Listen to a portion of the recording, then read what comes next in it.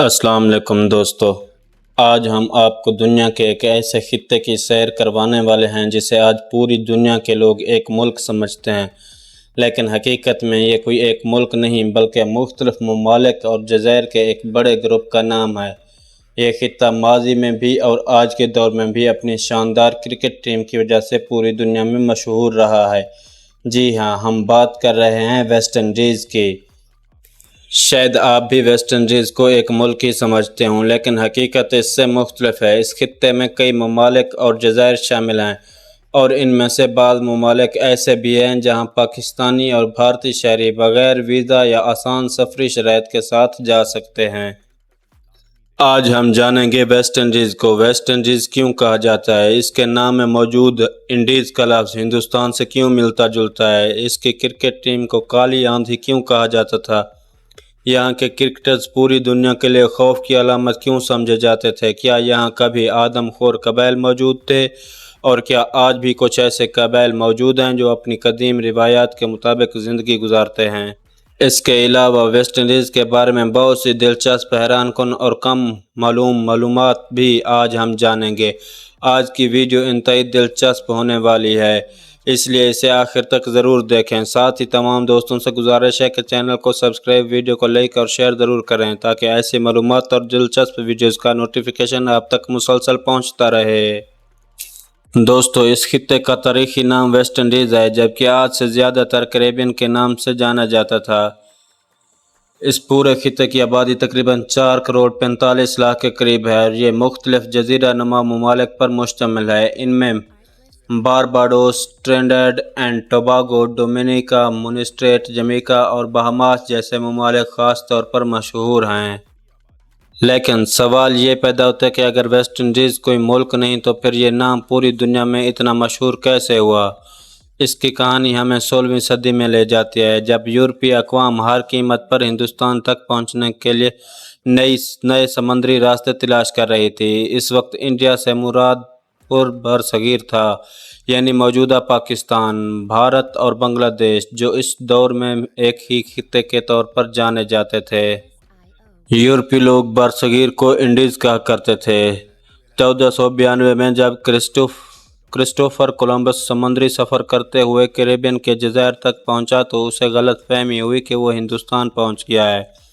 اس غلط فہمی کی وجہ سے اس نے ان جزائر کو انڈیز کہنا شروع کر دیا۔ بعد میں 1498 میں واسکو ڈے گاما اصل ہندوستان پہنچا تو اسے معلوم ہوا کہ کولمبس دراصل غلط جگہ پہنچا تھا۔ چنانچہ فرق واضح کرنے کے لیے اصل برصغیر کو ویسٹ انڈیز اور کولمبس کے دریافت کردہ خطے کو ویسٹ انڈیز کے نام دے دیے گئے۔ ویسٹ انڈیز کی ایک بڑی آبادی افریقی نسل سے تعلق رکھتی ہے۔ ماضی میں لاکھوں افریقی غلاموں کو یہاں لایا گیا تھا تاکہ ان سے کھیتی باڑی اور دیگر محنت طلب کام کروائے جا سکیں۔ آج بھی اس خطے کے کئی ممالک میں انگریزی سرکاری زبان ہے، جن میں جمیکا اور ٹرینیڈاڈ اینڈ ٹوباگو نمایاں ہیں۔ ویسٹ انڈیز کو دنیا بھر میں سب سے زیادہ شہرت کرکٹ کی وجہ سے ملی۔ ایک وقت ایسا تھا جب دنیا کے بڑے بڑے بلے باز ویسٹ انڈیز کے فاسٹ بولرز کے سامنے کھیلنے سے گھبراتے تھے۔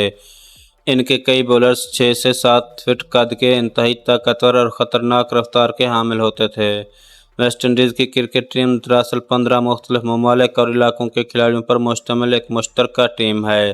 اس ٹیم کو 1928 میں ٹیسٹ کرکٹ کا درجہ ملا۔ 1970 اور 1980 کی دہائی میں ویسٹ انڈیز دنیا کی سب سے طاقتور کرکٹ ٹیم بن چکی تھی۔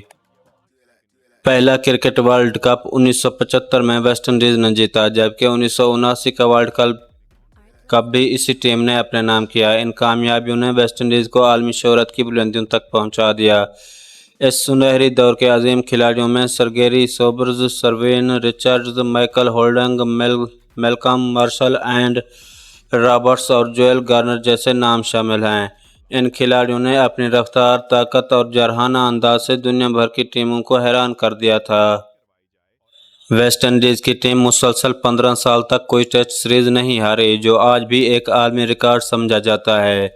ان کی ناقابل شکست کارکردگی اور خوفناک فاسٹ بولنگ کی وجہ سے انہیں کالی آندھی کہا جاتا تھا۔ 1990 کے بعد اس ٹیم کا زوال شروع ہوا، جس کی ایک وجہ کرکٹ قوانین میں تبدیلیاں اور دوسری وجہ ٹیم کے اندرونی اختلافات تھے۔ تاہم بعد میں ویسٹ انڈیز نے 2012 اور 2016 کے T20 ورلڈ کپ جیت کر ایک بار پھر اپنی صلاحیتوں کا لوہا منوایا۔ پیارے دوستو، دنیا کا تیز ترین انسان بھی اس خطے کے ملک جمیکا سے تعلق رکھتا ہے۔ اس کا نام یوسین بولٹ ہے، جس نے 100 میٹر کی دوڑ 9.58 سیکنڈ میں مکمل کر کے عالمی ریکارڈ قائم کیا، جو آج بھی دنیا بھر میں مشہور ہے۔ تاریخی اعتبار سے اس خطے پر سب سے پہلے یورپی طاقت اسپین نے قبضہ کیا، بعد ازاں افریقی غلاموں کو یہاں لا کر آباد کیا گیا اور انہی کی نسلیں آج ویسٹ انڈیز کی بڑی آبادی بن چکی ہیں۔ یہاں گنا، کپاس، کافی اور دیگر زرعی اجناس کی کاشت بڑے پیمانے پر کی جاتی رہی ہے۔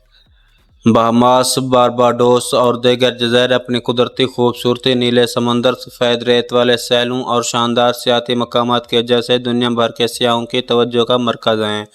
مثال کے طور پر بہاماس کی آبادی صرف چند لاکھ ہے، لیکن ہر سال لاکھوں سیاح یہاں سیر کرنے کے لیے آتے ہیں۔ ویسٹ انڈیز میں پاکستانیوں کی تعداد چند ہزار کے قریب ہے، جبکہ بھارتی نژاد افراد کی تعداد 10 لاکھ سے بھی زیادہ بتائی جاتی ہے۔ مذہبی اعتبار سے یہاں عیسائی اکثریت میں ہیں، تاہم ہندو، مسلمان اور دیگر مذاہب کے ماننے والے بھی بڑی تعداد میں آباد ہیں۔ دلچسپ بات یہ ہے کہ ویسٹ انڈیز کے کئی ممالک جیسے Barbados, Dominica, Trinidad and Tobago اور مونٹسریٹ پاکستانی اور بھارتی شہریوں کے لیے نسبتاً آسان سفری سہولیات رکھتے ہیں۔ بارباڈوس ایک خوبصورت جزیرہ نما ملک ہے جو سفید ریت والے ساحلوں اور دلکش مناظر کے لیے مشہور ہے۔ یہی وہ ملک ہے جہاں دنیا کی مشہور گلوکارہ ریحانہ پیدا ہوئیں۔ یہاں کی قدرتی خوبصورتی، تاریخی عمارتیں اور دوستانہ ماحول سیاحوں کو اپنی طرف متوجہ کرتے ہیں۔ اسی طرح ڈومینیکن ریپبلک ویسٹ انڈیز کے ترقی یافتہ ترین ممالک میں شمار ہوتا ہے۔ یہاں ہر سال لاکھوں سیاح آتے ہیں۔ ہسپانوی ثقافت، خوبصورت ساحل، آبشاریں اور جدید طرز تعمیر اسے کیریبین کے اہم ترین سیاحتی مقامات میں شامل کرتے ہیں۔ ہاں تو پیارے دوستو، ویسٹ انڈیز ایک ایسا خطہ ہے جہاں قدرتی حسن، تاریخی ورثہ، ثقافتی تنوع اور کھیلوں کی شاندار تاریخ ایک ساتھ دیکھنے کو ملتی ہے۔ اگر آپ ویسٹ انڈیز کے کسی مخصوص ملک پر مکمل ویڈیو دیکھنا چاہتے ہیں تو کمنٹ میں ضرور بتائیں۔ ہم ان تمام ممالک پر الگ الگ تفصیلی ویڈیوز بھی تیار کریں گے۔ اگر آج کی ویڈیو آپ کو پسند آئی ہو تو ویڈیو کو لائک کریں، چینل کو سبسکرائب کریں اور اسے اپنے دوستوں کے ساتھ ضرور شیئر کریں۔ ملتے ہیں ایک نئی اور دلچسپ ویڈیو کے ساتھ۔ اپنا خیال رکھیں۔ اللہ حافظ۔